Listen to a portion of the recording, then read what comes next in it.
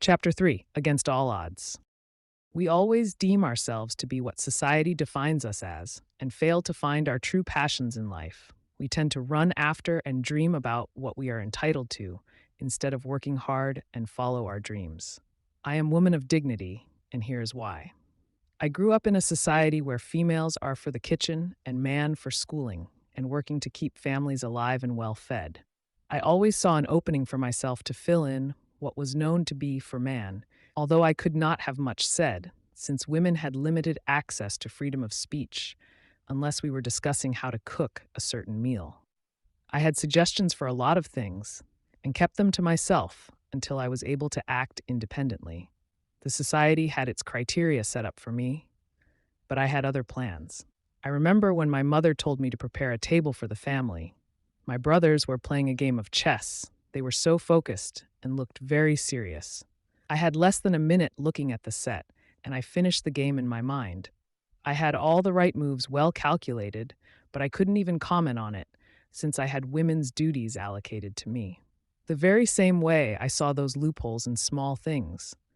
I kept looking wider and for other gaps in our community, and I found that we had to travel long distances for food, equipment, and other essentials.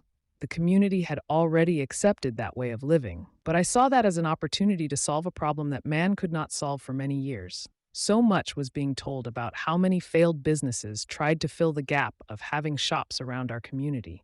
But my defense was always one.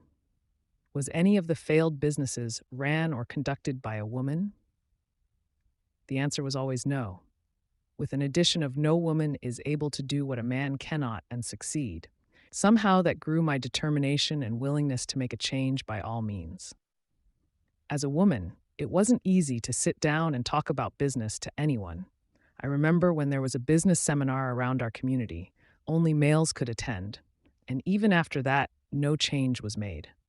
I used that as an opportunity to teach myself to identify the problems facing our community and note down possible solutions. I took a pen and a paper and wrote a letter to the local municipality with all the problems I identified and possible solutions that could fill in the gap.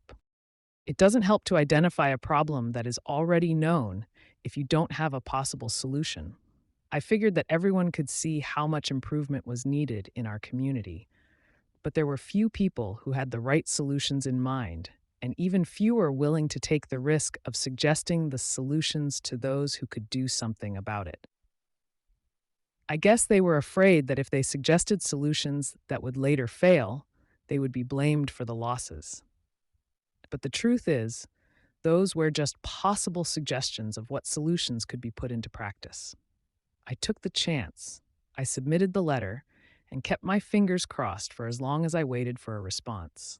One day, a mailman knocked at our door, seeking to talk to my father, who willingly accepted an invite from the local municipality leader for a meeting to further discuss his plan to help the community. As a humble man as my father was, he accepted and went to meet the mayor on the date indicated in the invite. When he got there, both the mayor and my father were surprised to have no knowledge about the plans written on the initial letter.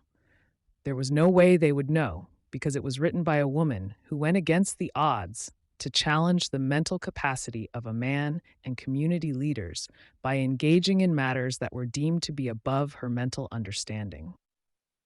When my father returned home, he called a meeting with my brothers and asked about the initial mail sent to the municipality.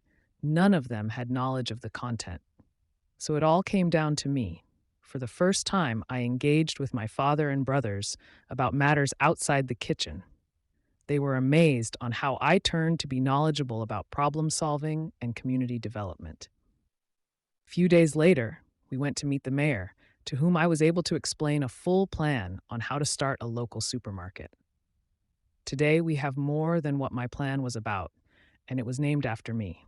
A girl from the village in the Eastern Cape who faced her fears and went against the odds to implement what she believed was correctly necessary from her perspective. Because of my bold moves, I have lost few thousands in my business career. And that was all in the process of making the millions I am worth now. I learned to understand that a journey of 1,000 steps began with one. If you want to succeed, you must be willing to lose as well. In my business career, I came to understand that a loss is the money never invested, a dream never lived, and a plan never implemented.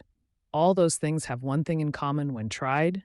Even if you don't get returns in your investment, have your dream short lived or have a failed plan, but you will have experience to share and a well calculated guideline for your next move.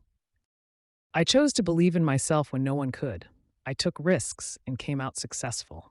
As a young woman, I believe that all it takes to overcome challenges is one move, a move that might be forbidden but not abominable, a move that many are afraid to make and consider it to be too risky to start with. Usually, moves with great risks have even greater returns if successful. Start young and face your fears. Eventually, you will find your big break. I believe in you. I am a woman of dignity, and I believe in taking risks and hope for the best.